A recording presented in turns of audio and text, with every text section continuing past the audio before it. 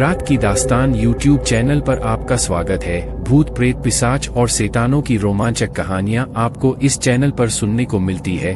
अगर आपको ऐसी ही वीडियो देखना पसंद है तो हमारे इस चैनल को सब्सक्राइब करना ना भूलें। तो अब हेडफोन लगा ले क्योंकि अब वक्त हो रहा है डरने का।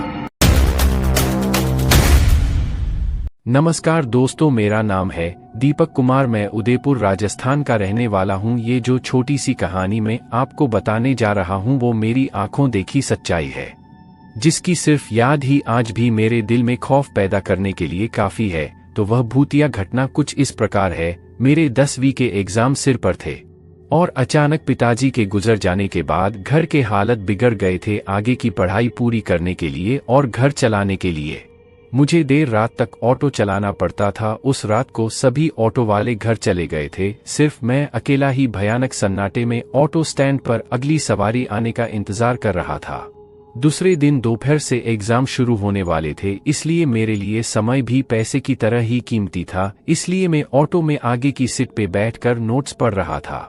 तभी अचानक मुझे एक नशीली महक ने अपनी ओर आकर्षित कर लिया। वह महक कहाँ से आ रही है यह जानने के लिए मैं ऑटो से बाहर निकलने ही वाला था, तभी मुझे पीछे से एक कोमल आवाज आई, गाँव चलिए प्लीज। अचानक से आने वाली इस आवाज से मैं चौंक गया और पीछे मुड़ के देखा तो ऑटो में एक सुंदर सी सजी धजी लड़की बैठी थी। मैंने उससे पूछा, आप अंदर आकर कब बैठी? उसने कोई जवाब नहीं दिया, वो बस अपने पैरों की तरफ देखे जा रही थी।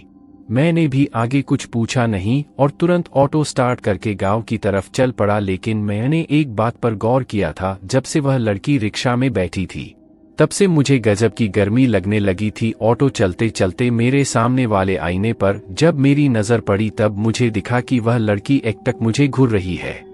फिर मैंने आईने से नजरें हटा के रोड पर टिका दी। कुछ ही दूर जाने के बाद रिक्शा में अचानक सड़े हुए मांस की बदबू फैलने लगी, इतनी कि मुझे घुटन होने लगी, सांस तक लेना मुश्किल हो गया था। उस वक्त फिर एक बार मेरी नजर आईने पर पड़ी और उसमें दिखने वाले उस भयंकर और विकृत नजारे से मेरी रूह कांप गई, क्योंकि आईने में जो लड़की मुझे दिख रही थी वह एक दुल्हन के जोड़े में थी और उसका चेहरा आधा जल हुआ था।